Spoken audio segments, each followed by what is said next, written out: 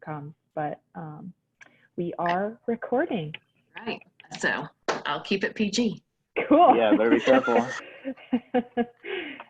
All right. How did you want to start? I was more thinking as a listing agent to start off first. Okay. Well, Erin, maybe we could just go back and forth. Like, here's my perspective as a listing agent. Here as a buyer's agent. Sure. Yeah, because they definitely are two different perspectives. So, correct. Okay. So when do you first discuss multiple offer scenarios with your sellers? Yes. I've changed how I do this, actually. I used to do it at the listing consultation. Now I still mention it. However, we don't discuss it in detail. So I just mentioned now, you know, this is a different market. We're not really sure. Things have changed. So, because if they ask me about it, hey, what if we multiple offers over ask? I'm like, you know, if the situation arises, then what we're going to do is we're going to discuss it. And I'm going to go through all your options so that you can make an informed decision as a seller.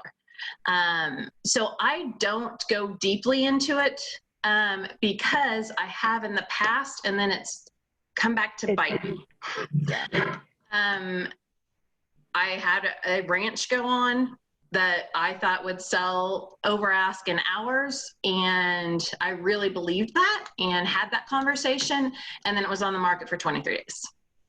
So then I had to backtrack, right? So I don't have that conversation anymore. So it's just part of the listing consultation is that as offers come in, they'll be presented and we'll discuss on how to move forward once we're in that situation, instead of setting them up for thinking that we're going to get multiple offers. Because that was a tricky thing, right? Like if you already tell them, oh yeah, we're going to get multiple offers, let's ask all offers to come in by Sunday at 5 p.m. like, and then they don't come, or like you only have one offer. I mean, or none. Then what do you do? Yeah.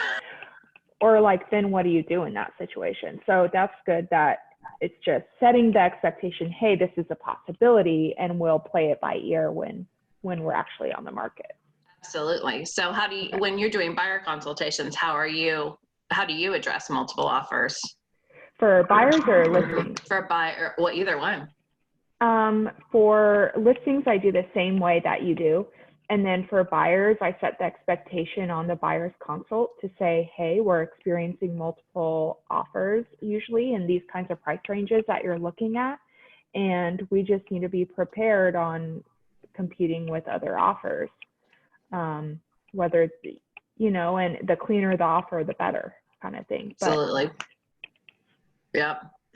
Yeah, and I don't do a ton of buyers anymore, but when I do, I just kind of go through my process for multiple offers with my sellers so that they kind of understand, that we need to position. I just shot a text off before this because my buyer, I sent her a list of loan officers and she came back with a Rocket Mortgage pre-approval, and I was like, girl.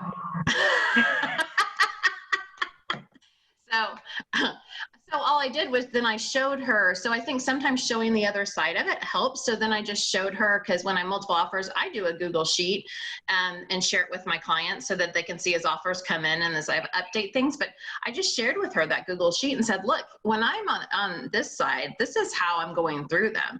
And do you see this red over blank, blank, blank mortgage? Mm-hmm. That's because they're hard to work with and they have a tendency to not hit their close date. So I said, so when we're in multiple offers, you want to see green, not red. And right now you're red, girl.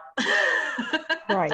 Not only that, but they end up being more expensive too. So they'll tackle on like all of these fees way at the end. And the client's like, wait, what? Like, where did these fees come from? Yeah. So they're not. Yeah, true story. Well, and I don't think they think about how it's going to impact the offer. I really don't. So, and a lot of times if I have multiple offers, sometimes we're setting those deadlines over the weekend. So the other thing is, I, as a listing agent, I call the loan officers and I have a conversation with them. Where are they at the process? You know, what have you done beyond pulling credit? You know, have you verified income? I ask these questions. So if it's an online mortgage company and I can't get a hold of them over the weekend, right. Yeah. When I present that offer, I'm telling my seller, I talked to this loan officer, this loan officer, this loan officer, but I didn't talk to this one. They never returned my call. So just food for thought. But I also understand some of the situations where the lead comes from that loan officer. I've had some of those. Yeah. Yeah. So you are calling loan officers then? That is like every time. That's part of your job. If you're a listing agent and you have a financing contingency and you're not having a conversation with the loan officer about their qualification, I feel like you're a lazy realtor. Sorry. Not sorry. Yeah. Okay. Rose knows me to be very direct, and I am very direct. So yeah, have to. Yeah. Okay. Absolutely. And I've seen a lot of things online. I don't know if you guys have that, like in different realtor groups where agents are complaining about setting highest and best deadlines, having to call agents.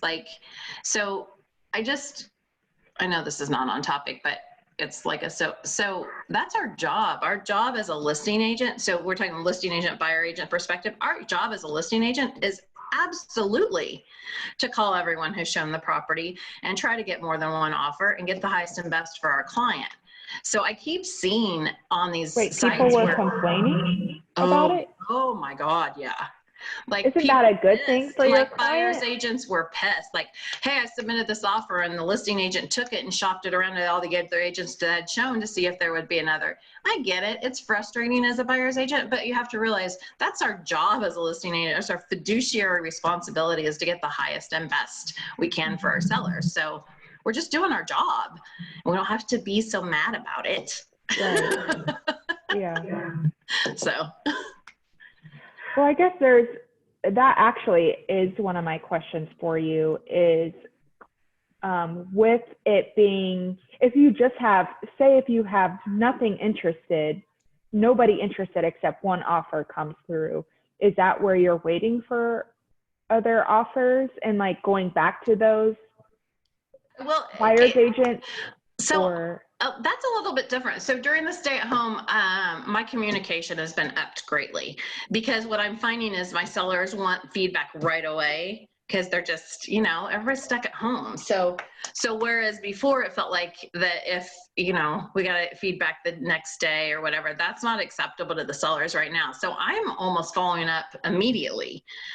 So no, because I already have talked to all the agents who have shown and I know exactly what their interest levels are and I know where they stand. However, if I do have agents that have expressed interest or, hey, let me know if you get an offer, and then obviously, yes, I'm calling them for sure. Okay. And then if there's any showings scheduled, upcoming showings, I'm calling those agents. I'm like, hey, Rose, I got an offer in today. I know that you're scheduled to show tonight at 6 p.m. Hey, let me know right away if your client's interested because I'm scheduled to present at blah, blah, blah, or whatever. So it's just communication. Mm-hmm. So, yeah. But some agents don't necessarily know how to communicate that. So when you're in a multiple offer situation as a listing agent, so is there like any tips or ways that you approach that to communicate? I mean, I guess I don't know how to teach an agent to communicate better. Right. I don't think you can. I think you just have to lead it, right? So and the other thing to keep in mind is I've had instances where I've had 18 offers in. So it's okay. It gets a little overwhelming, right? Because usually everyone communicates via text anymore. So then I'm trying to match the number to the name and see who I've communicated with and who so my advice would be just check in. Be like, hey, I haven't heard from you. Just wanted to check in. I know this is crazy, but be respectful about it. And I just think we just need to give each other a lot of grace right now. Mm-hmm. And the communication is horrible right now between agents. It really is. I mean, and I think that's because we almost have like two camps. We have the agents that are working and are busy, and then we have the agents who are doing puzzles and drinking wine. And so I feel attacked. But it's true. So, so it may seem like it's taking longer, but they may just be finishing their puzzle. Just check back with them in 3 hours. So I'm like, live your best life, whatever. And some of the feedback I've been getting from other agents is actually that they are having trouble getting feedback recently. So what is your thoughts on that? Are you, I mean, literally picking up the phone and calling? I mean, other than that. Calling, calling and texting. So I feel like people aren't really checking emails. You know, I don't know. That thing about, I think Gary or someone at a Keller Williams thing said that email is going to be obsolete in the next 5 years. I believe that to be true because it's just, it's the main way is texting and texting really. So usually I'll text and then leave a message and just say, hey, just shoot me a text back or an email or a call, whatever's most convenient for you. I just really want to get an update. So I think it's best to just don't wait, just you reach out, you know, and if you present and you or your client calls back, then at least you can say, hey, look, I called them twice and texted them twice and never heard anything back. So I'll try one more time for you, but then I'm probably going to give up. I mean, as long as your client, I feel like as long as the client knows that I'm trying to get the feedback, that they're a lot more forgiving. So. Okay. Yep, for sure. One of the things on financing and multiple offers that I did want to kind of talk about, it was the note that I had written down, was pre-approval letters. I think a big mistake buyer's agents make is they make the pre-approval letter match the offer. And to me, that means that's all they're qualified for. So it's just from a listing agent perspective, that's one thing that I think buyer's agents could do a better job of. So it doesn't matter. We're negotiating. It doesn't mean that you have to pay your pre-approval amount. However, as a listing agent, do I want to go with pre-approval letter that's right at where their offer is, or do I want them to be more qualified? So I typically tend to look for the ones that are more qualified or overqualified. So that's just a different perspective, because I've heard different schools of thought on that, but just to throw out there a different perspective on that. I always think, you know, hey, if it's $250,000 house and you're qualified for 350, sweet. Yeah. You are in the lead. Yeah, I guess the other way of thinking about that was, my thought is, oh, they can afford more. Like, why can't they just like put a higher offer, like to negotiate basically for the seller for them to pay more than actually. Yeah, but the buyer's going to do what they're going to do, and the seller's going to do what they're going to do. So I think that's just a qualification thing. And and it's part of how you present it too. So when I presented to my seller, I said, you know, hey, when I talked to this loan officer, this buyer's qualified up to $400,000. So they're very well qualified. They're buying way under where their qualified amount. So that means that's a pretty solid buyer, right? So, and I just say that doesn't mean that they're only going to pay what the house is worth or what the market's saying the home is worth. So that doesn't mean they're going to pay $400,000 for your $250,000 house. It's just saying they're better qualified. Gotcha. So, and then it's a whole other thing, because then I'm chasing pre-approval letters, because if we have a counteroffer or an escalatory addendum, whenever I get an escalatory addendum, it never matches the pre-approved amount. It's always above it. So then I'm calling and being like, hey, can your people qualify for this? You know, so anyway, I just feel like you're chasing a lot of information from a listing perspective. What do you think of escalatory addendums? Love them. Okay, from a seller and a buyer's point? I do. As long as they're used correctly and the agent understands how to use them. So let me put that little caveat in. So as a buyer's agent, if I'm submitting an offer with an escalatory, I always call listing agent and say, are you familiar with escalatories?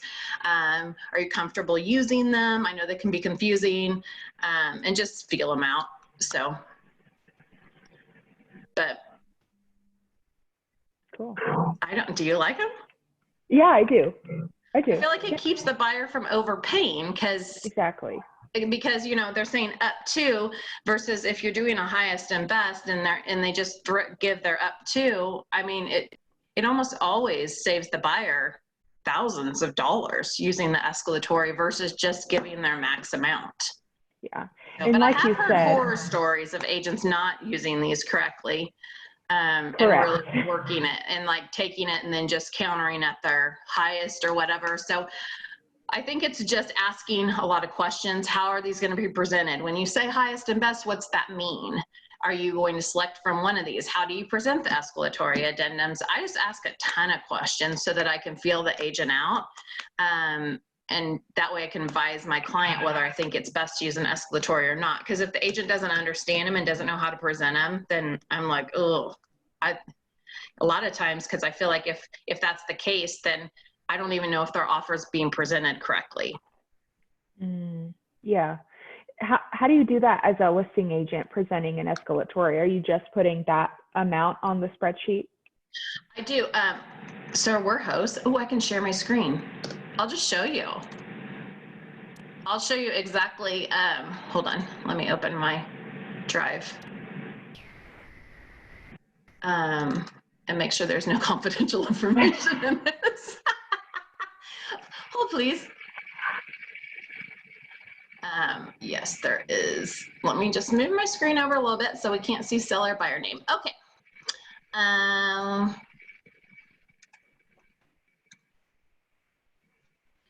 So can you see that now? Mm-hmm. So this is what I use for all of my, this is not the right thing. Sorry. So offer summaries. So this is what I use for my offer summaries. So I just basically, anytime I have multiple offer situation, I just go in and do a snapshot, and I do it for my clients. So sorry, I was trying to get rid of, oh, nobody. If you're going to screenshot this and use it against me, then whatever. No. So what I typically do is then I do, I go through and put everything in here. If there's an escalatory, it's yellow. So this escalatory is 1,500 up to 155, 1,000 up to 160. So I have it, and then I adjust the price based on as the offers come in. Green means I've talked to their loan officer and verified they're very well qualified. Yellow means that means I haven't talked to their loan officer. And red's just as they eliminate. As the offers are presented and my client eliminates it, I just mark it out red so I know that we're not looking at that anymore. Yeah, because it came out at 140. Right, yeah. So then I just do the escalatory net, so that way it makes it easier to go through and see what the net is. So cool. But yeah, so that's. Well, let me stop share. That I found to be the easiest way to manage multiple offers. And also, I share it with my seller clients so they can actually see. So as I'm updating offers, then they can see the offers as they come in. So then when I call them or we have our conversation, and that's when we've called for a highest and best, right? So that's when we have a multiple offer situation. I've called my seller. I say, okay, look, we have multiple offers in. Here's your options. What would you like to do? And that's how I present it. And so I just say, okay, do you want to do a highest and best? Do you want to counter? So I present the offers I have in hand, and then we talk about their options, and I let them decide what to do. It's always their decision. So based on what they decide to do, and a lot of times they like to do the highest and best, right? They like to do the deadline. That's probably the most popular. So that's when I use that spreadsheet, is when we've set a deadline and we have a highest and best. Okay. Does that make sense? Mm-hmm. Yeah, so then they can compare them easily. They can look at their net. It kind of takes some of the emotion out. If I would have scrolled further down there, if there's a letter, I put yet wire in. If there's a letter, if they're asking for anything additional. And then if there's a letter, I just ask my seller, I say, hey, there's a letter. Would you like to see it or know about it? Because I know that's kind of a tricky little thing right now, where people are like, don't write letters, do write letters. So I just leave everything up to my clients. I obviously give them my advice and my opinion, but at the end of the day, it's their decision. Okay. And that's why I kind of try to keep it open, because sometimes I'll have sellers, and I'm sure you've had this happen too, Rose, where they get a good offer in and they've set a highest and best, but they get an offer in and they're just like, we're just going to take it. I know we set a highest and best. I'm so sorry, but we're going to sign this because this is a great offer. It has the close date we want, it has the terms we want, and we are tired of showing our house. We want our house back.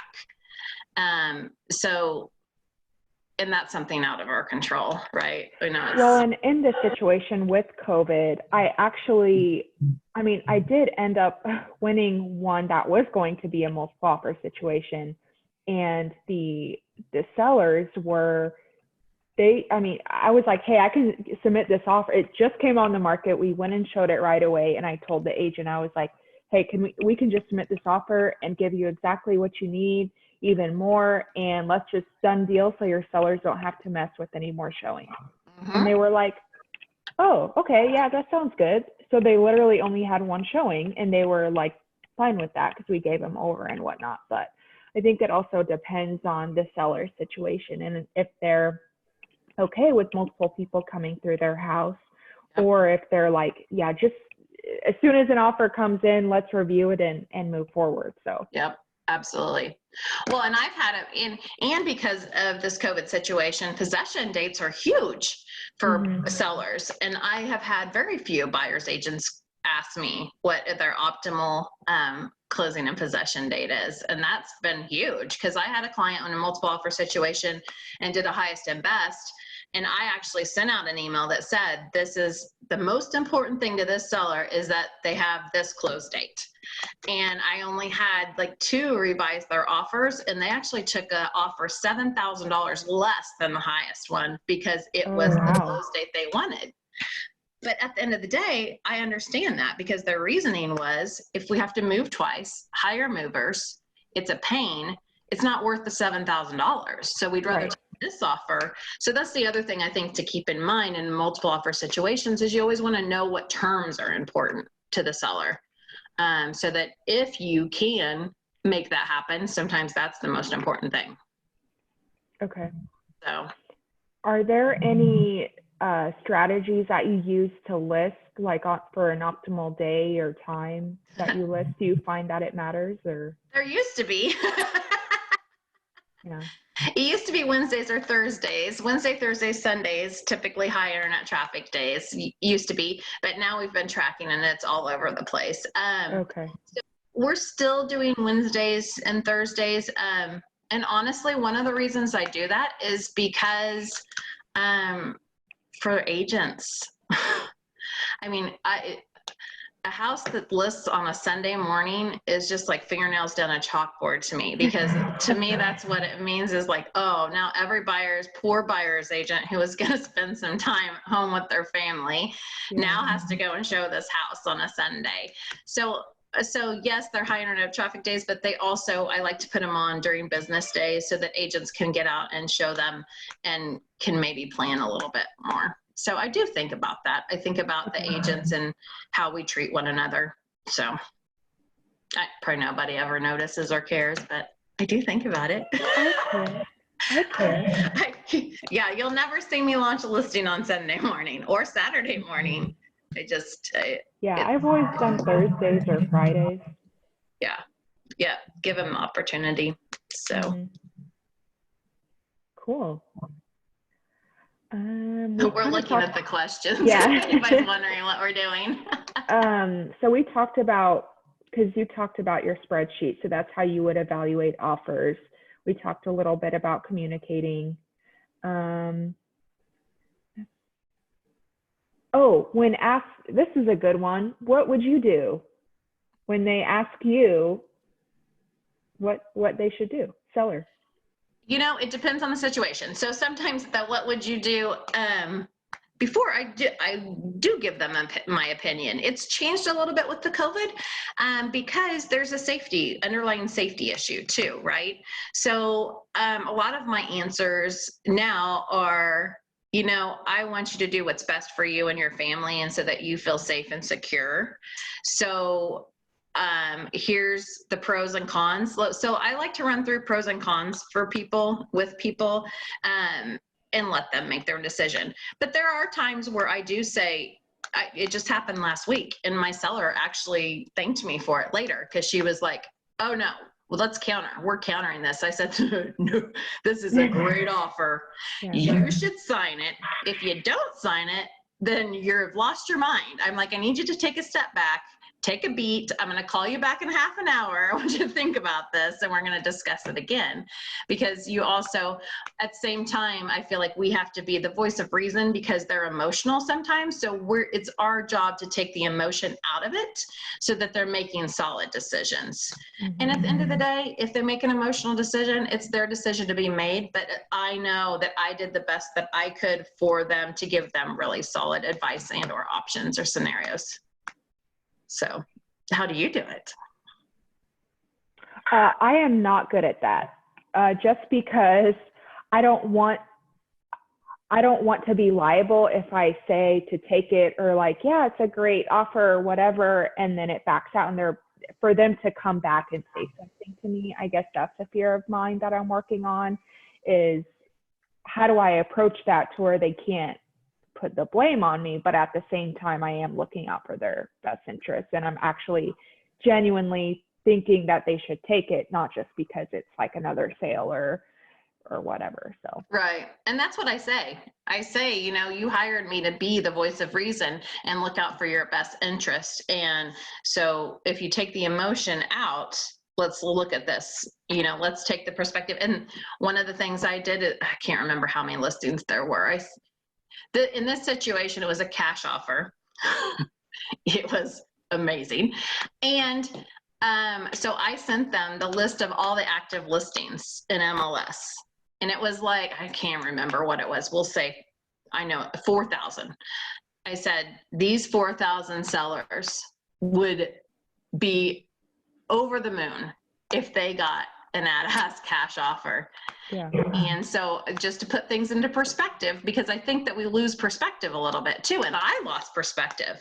When I pulled up that active number, I about fell out of my chair because I didn't know there were that many actives during, I'm serious. I was like, when I pulled up that number, I was like, whoa, because it feels like there's not a lot of homes on the market, but there actually are a lot of homes on the market. So that was a good perspective for me. And when I shared that with my client, she just laughed and she's like, yeah, you're right. I know.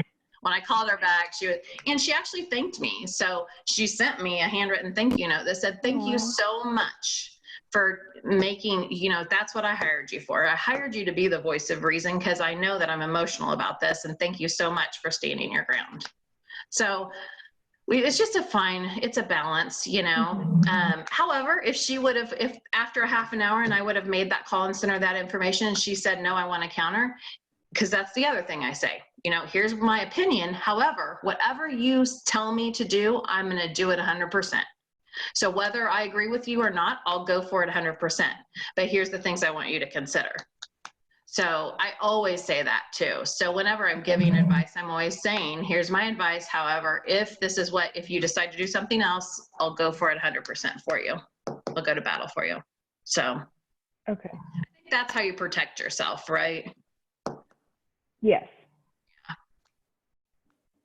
Oh, one of them was the counter the offers. Ooh, this is a hot button. I think, again, that depends on what was communicated. So, and the other thing is that can change. So from my perspective, like if I do a highest and best and I presented the seller before, in the past, I've had a seller be like, you know, we only really like this one offer. Can we just counter that one? And I'm like, ooh, you call for highest and best. That means you're supposed to choose one of these. But at the end of the day, if the seller doesn't want to do that, you have to follow their direction. So it just is a tough situation. So in those, I just communicate through those and just let the agents know, hey, I just want to let you know that, you know, I know we called for highest and best, but the seller, you know, wants to think about it or may have something else in mind. So just give us a minute. I don't know what else to do with this. So it's not easy. If this business was easy, everybody would be doing it. I know. Well, because that's the thing, is it's really up to your clients. Like, you know, sometimes the agent really doesn't have any sort of control on how they want to handle it. So absolutely not. So and that's one thing to keep in mind. So whenever I send out an email or a text or a phone call that says we're calling for highest and best, I always say my seller. I presented the offers to my seller, and my seller has asked that all highest and best offers be received by X amount of time, at which they will choose one, hopefully. Right.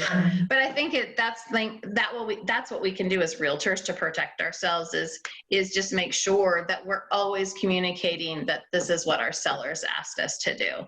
And a lot of times, Rose, and I know you have gotten this, where I'll call somebody and they'll say, "Oh, nope, they're not going to do that." And I'm like, "Would you like to present that? Can you present that to your clients first?"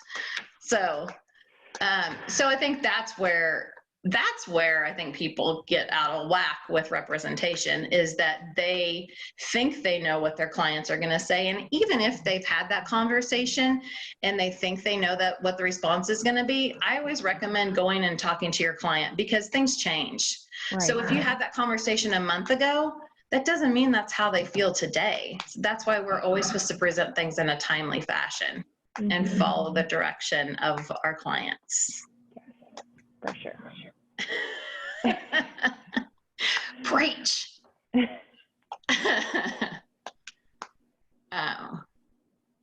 Okay, so what is a way a buyer's agent can set themselves apart? Rose, I'm asking you because you're good at this, I think. You're really good at this. To set yourself apart, I would say communication. And then just I actually asked the question, what is, besides price, what is very important to your client? And usually they'll tell me if it's close date or no, they're just concerned about price, or they would like as is, or, you know, whatever that situation is, to just get as much information that I can as possible, to then present to my buyer, hey, this is what they would prefer. Like, how do you want to handle it? Yes, love that. That was great. And the as-is thing is another great tool that I feel like a lot of agents don't use. I feel like clients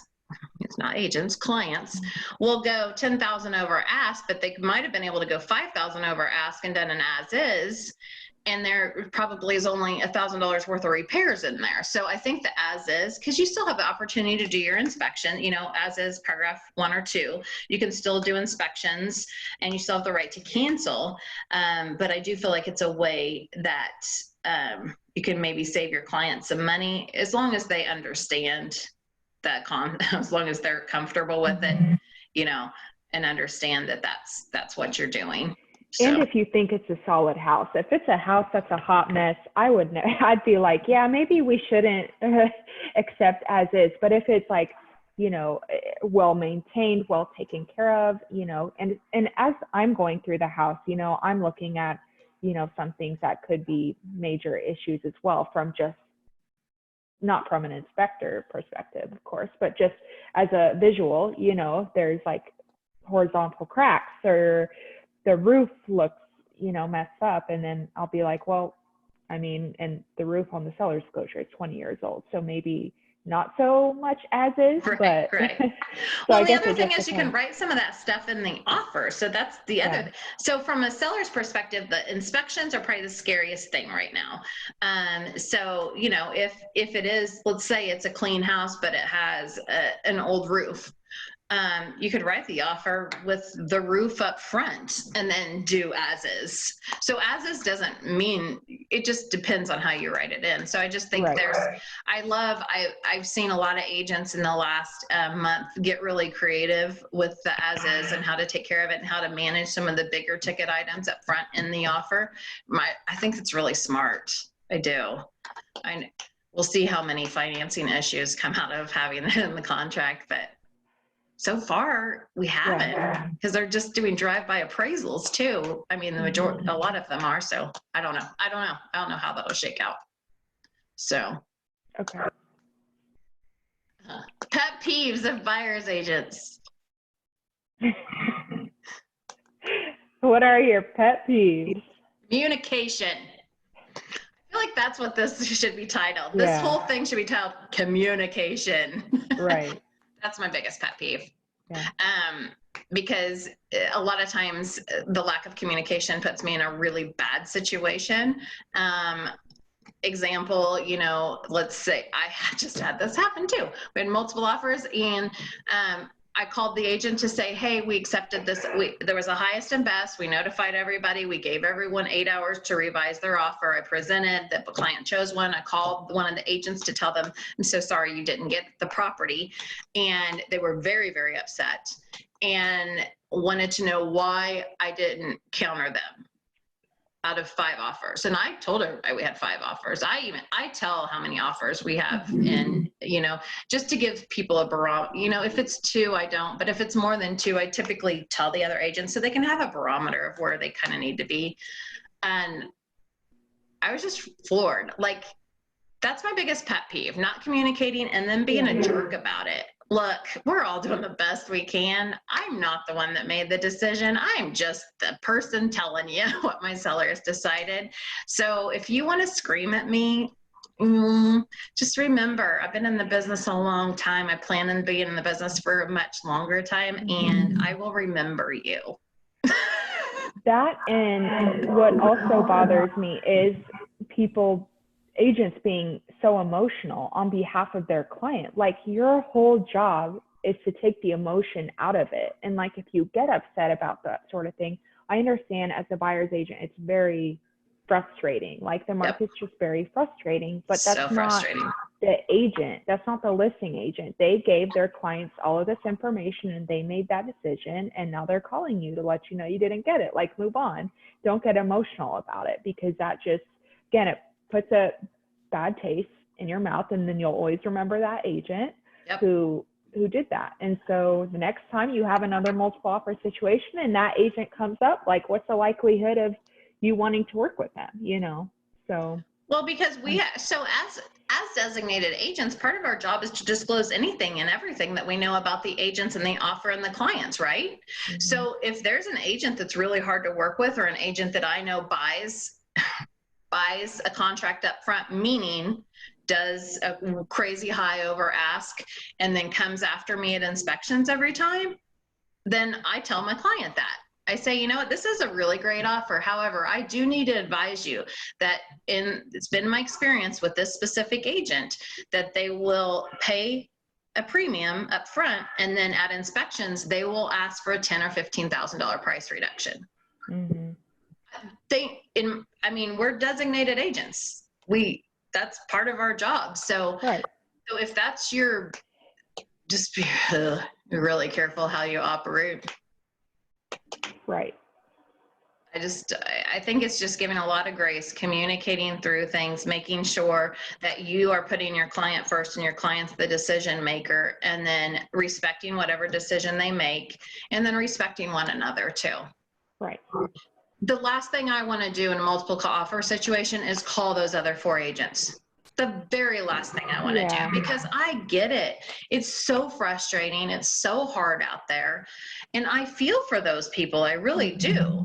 So when I call you and say, I'm so sorry I am so sorry that they took another offer. I mean that. I don't say sorry if I don't mean it.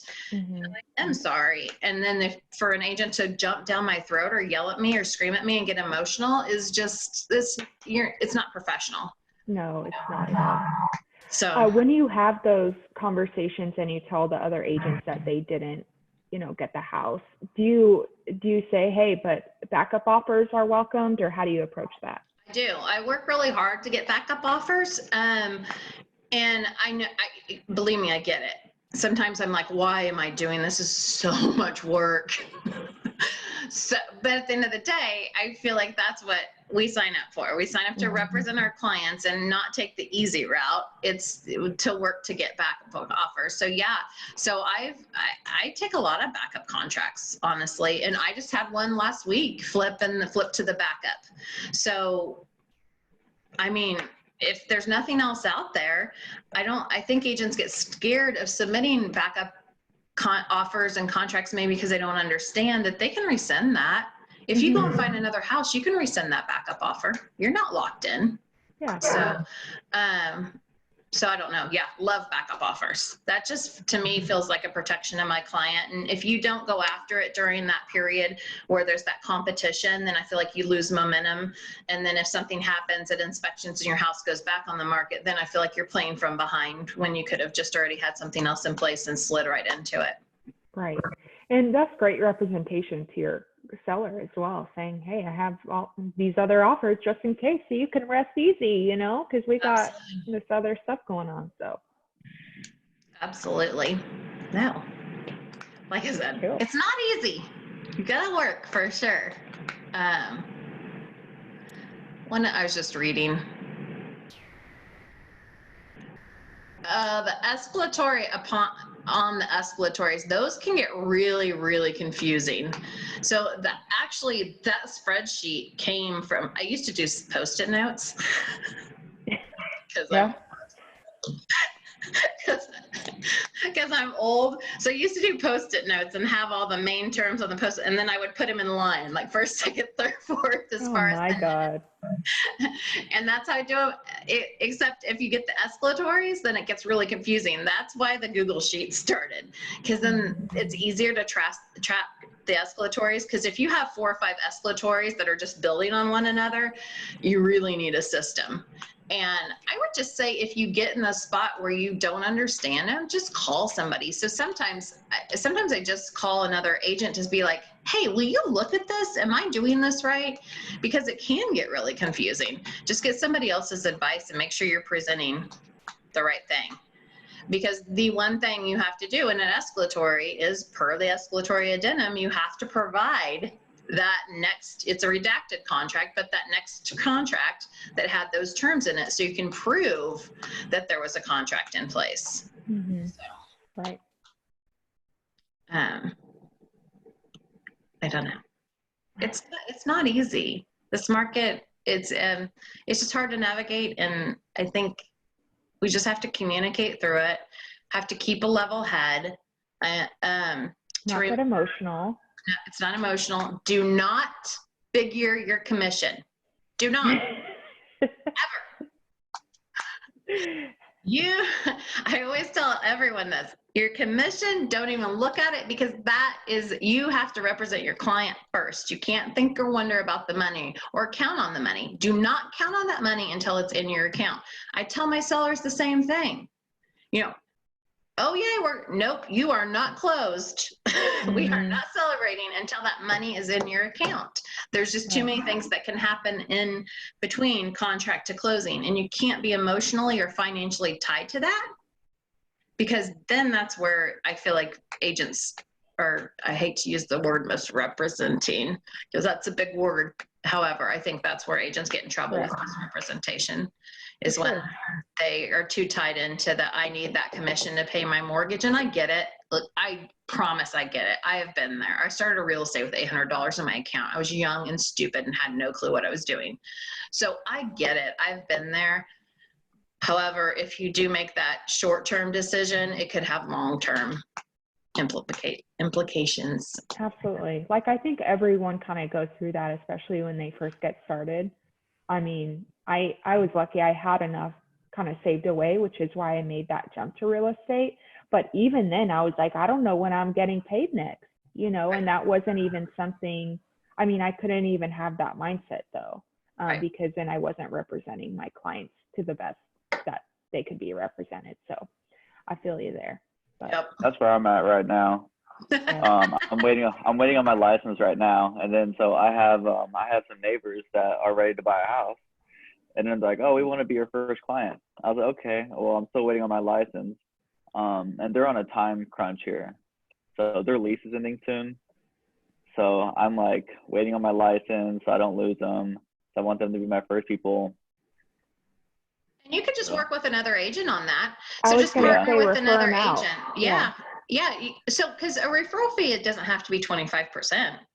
You can make it however, you can make it 50-50. You can make it whatever you want to make it. Yeah. Or you can even make it, I mean, it could be a 75% referral fee to you, and just say, hey, look, I just want to, but what you could do is just do a lot of times what I recommend is, if you're a newer agent and you're in that situation, just offer 50-50. By the time it closes, you'll have your license so you can accept a referral fee. So just look at it as training. Be like, hey, Dallas, you could be like, hey, Rose, I've got these people, they're ready to go. I don't want to lose them, because that is the big fear. They will only wait for so long, so you might lose them. So I don't want to lose them, and I want to represent them well. So can we work on this together? Can I look at this as training? So it's like on the job training. So have Rose do the transaction with you, and you just follow along with her. So she's their representation through closing, but you are also there at every step of the way, so you can learn the process. It's to me like a win-win. Because the only what is it? A half of a watermelon's better than a whole grape. You don't want to focus on getting that whole thing, because you may just lose it all. So Dallas, are you you're in the Plaza office? Yeah. Okay. Have you got connected with Alicia yet? I guess we could talk off, but she would be a good resource for you too for the mentorship program. Yeah. So I meet with her every day. Okay. And so we have meetings every day. So she's the one that told me to come into this 1 o'clock. Cool. Good. Look at you getting this 2-on-1 information. Yeah. So. Okay, good deal. Just making sure you're set up there. Let's see, we got 10 minutes, girl. The evaluating the offers, I think that making sure that you're looking at every portion of the offer is very important. Financing is huge to me right now. I think it should be to everyone. So I'm asking questions that I don't even know if I'm supposed to ask, but you know what? When I represent a client, I can ask whatever I want. They don't have to answer, right? So I'm asking what field they're in. What field are they employed in? Have there been layoffs at their job? I'm asking those questions because I want to know. Because if I have 2 offers that are similar, and one has the potential that they may lose their job or may be furloughed or may have implications from the economy, then I need to present that to my seller. And again, it's their decision, but I'm informing them. So, and that's what I always say. I always say, I'm here so that you can make an informed decision. I'm here to run scenarios. I'm here to give you my advice based on my experience. But at the end of the day, it's your decision. It's absolutely your decision. But I'm just here to guide you and give you that advice. So I probably say, I'm the process, you're the decision maker. I probably say that 30 times from consultation to closing, because it's true. So. Showing instructions. Ooh, we do need to talk about that one. That's all over the place right now. So, so typically what we're doing is we have basically identified that there's 3 camps right now, right? There's the people that don't care, want to get back out in the world, want to go lick someone with the COVID so that they can get it over with. Right? And then there's like the middle, which I feel like is the largest group. These are the people that want to they're socially aware. They want to protect people. They also want to get out in the world and go about their lives, but they want to do it responsibly. I would say that's, in my experience, been the biggest portion. And then there's the people that are scared. And those are typically people with some underlying issues. And so we almost have like 3 camps. So we basically have like 3 consultations depending on where they are. And I just ask them, I'm like, where are you in your comfort level? So here's kind of the options. So when I do a listing consultation, I give them the options. So, here's your options. We can Matterport tour only. That's it. No showings, because our MLS allows that. Now. We can, one of the things that I've done before, I had an elderly gentleman who had some health concerns. So what we did in his case was we did a Matterport only and had the buyer's agent write in contingent upon viewing the property in person within 24 hours. So once we had the writing and offer, you know what I'm saying? The written offer in hand. So we knew they were serious. We knew that we wanted to work with it. We didn't even negotiate it. We just said, okay, we have the written offer in hand. We'll get you in right away. Using precautions, of course. So, and then And then there's vacant properties where they're like, we don't care, just show them. That's one side. And then there's a segment where, and this is probably the biggest, where they're allowing showings, but with basically, we call it a showing acknowledgement that says that they are pre-approved.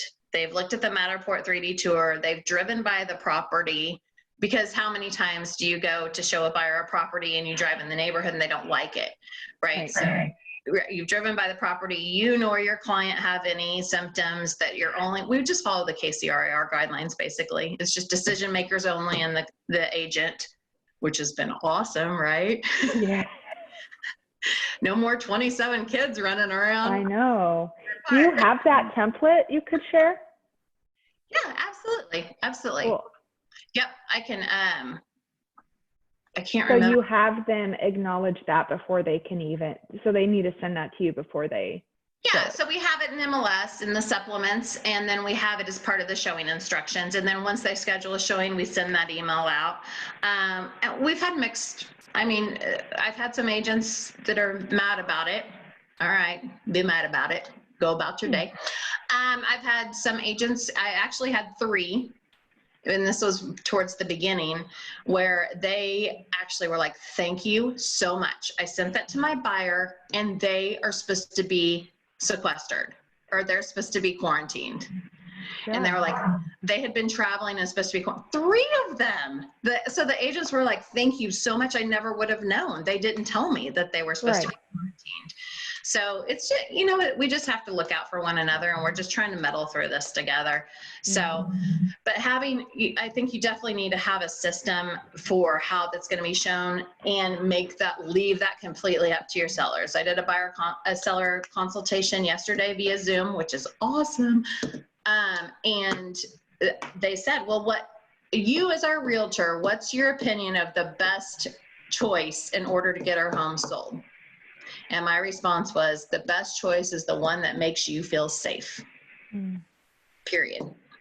And they asked me 3 more times. And my answer for 3 times, which it got super uncomfortable, was the answer is whatever makes you feel safe. This is completely up to you. I can't answer that for you. It's whatever makes you feel safe. So I think that's, and I know I tend to lean more towards being conservative, but I like my clients and I would like them alive. So I'm trying to protect them as best as I can. You're not going to get a repeat business if you lose everybody to COVID. So you need to be responsible and respectful, and just make sure that you're keeping them safe, and put your money's got to go on the back burner, and your client's best interests have to go on the front. And it's up to them. If they want to, hey, showings all day long, then I send them an email saying, just to confirm our conversation, right? Because everybody always forgets that they said that. You would like to allow showings with no restrictions, correct? I need you to respond in writing to confirm that. So that I have that in writing. So if anything ever was to happen, and they were to say, hey, you told us to do this, or that's not what you told us, then I have it in writing. Yep. So, because when everyone's all friendly until shit hits the fan, right? And then things start to, I said I was going to keep it PG. Then it's a pointing fingers thing. So I just always make sure that I follow up every conversation that I think could be a liability issue with an email confirming our conversation, just to protect myself. So, and the hold harmless is in there too, which is a good document to absolutely have as well. And that I actually uploaded it into our buyer consultation and listing consultation, so we are looking at it. So like when I'm saying, then because if they read that thing, it's kind of scary. So I actually read it, and so I feel like that kind of drives home how serious this is. And I also, with buyers, I say, you know what, I know you're not worried about it, but what we have to do is we have to be very respectful of sellers who might be. We just have to meet people where they're at right now. Which, are you finding that there are more serious buyers going out because of all of these restrictions, or? Any buyers that we have out, we're pretty strictly following the KCRAR guidelines. So any buyers we have out looking right now are need to move buyers. They're not want to move buyers. When the stay-at-home's lifted, that's all going to change. in my opinion, I think the market's going to get flooded because every agent that I mastermind with has this pipeline of sellers and this pipeline of buyers who are waiting for the stay-at-home to be lifted. So whether that's the 3rd or the 15th or whenever, it's going to be, insanity is going to ensue for a period of time. And I think we need to make sure that we're prepared for that too. That's my opinion, but it's opinion based on a lot of information. Right. You know, because if every agent I'm talking to has between 5 and 10 listings or 5 and 10 buyers that are going on after the stay at home, can you even imagine? I mean, it's going to be mayhem. Right.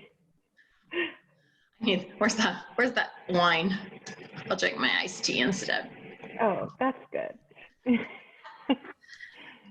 But anything? Did we miss anything? Buyers wise, any other tips as an agent representing a buyer? How do you build rapport with the listing agent? Communication. Yeah, I think that's you can skip this whole hour long and just communication. It's really not that hard. It's not that hard. It's not. Yeah. So, well, cool. Well, I learned some stuff today. Yay. This is exciting. Thanks for coming on here. Appreciate it. For sure. Girl, anytime. Love myself some Rose.